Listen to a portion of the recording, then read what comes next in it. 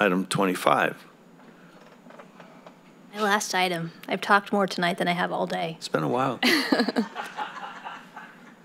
Oh, Judy, that's the wrong presentation. That's the wrong presentation.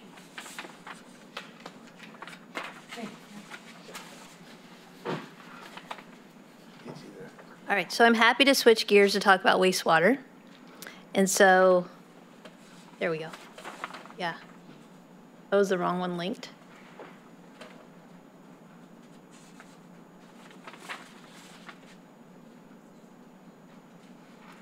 So I'll go ahead and get started. So for background, the city's wastewater infrastructure includes approximately 8,830 lineal feet of aging Techite-produced reinforced plastic mortar pipe in 36-inch and 42-inch sizes. Thank you, Judy.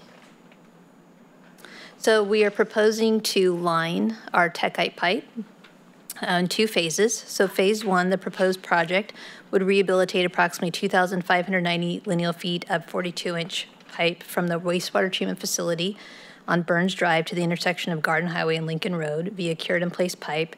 And then phase 2 would replace approximately 6,240 lineal feet of 36-inch pipe from the intersection. I wouldn't say it's rehabilitate, from the intersection of Garden Highway and Lincoln to the intersection of Garden Highway and Del Monte, also via cured-in-place pipe.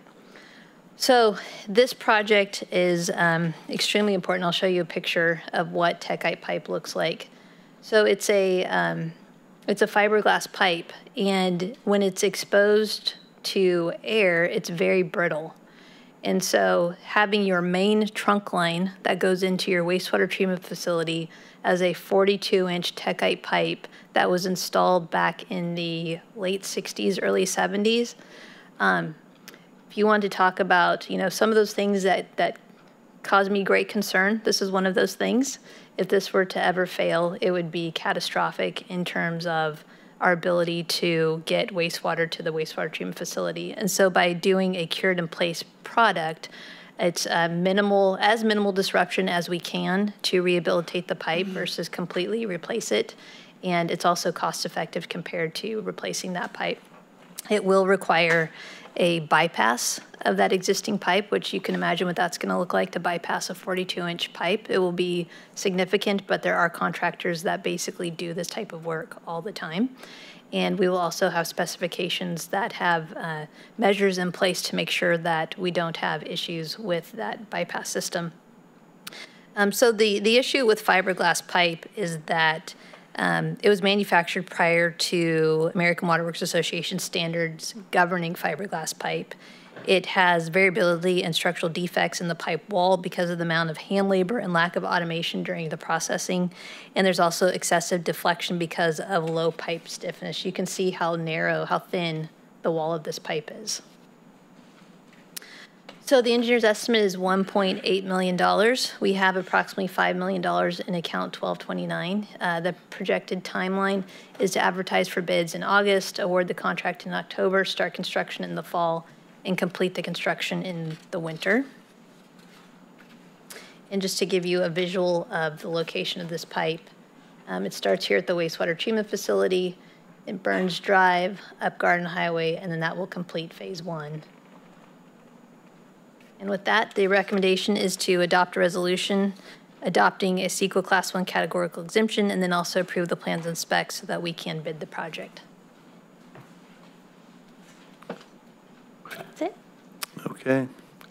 Is that bypass, is that above ground? There will be portions that will be below ground. There could be some portions that will have elements above ground. Yeah. Other questions? All right. Seeing none, back to the council for action. Through the mayor. Yes, sir.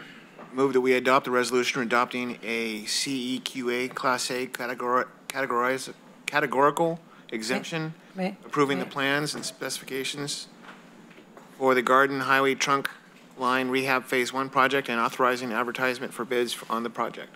Second. All right. Before we get too far along here, I've been properly reminded to seek public comment. And I see that Mr. Burns has a question on Burns Drive. Mark, I know you want to go home. No, Okay. I'm good. Okay. So, yeah, I have my office right over there. So can you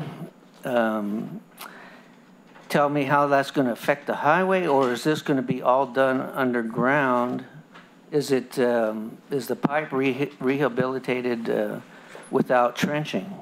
Correct. So what happens is at one of the upstream manholes, they'll basically block the manhole and install a pump, and then you'll have piping that's outside of the roadway, so parallel to the roadway, to get the wastewater to the wastewater treatment facility.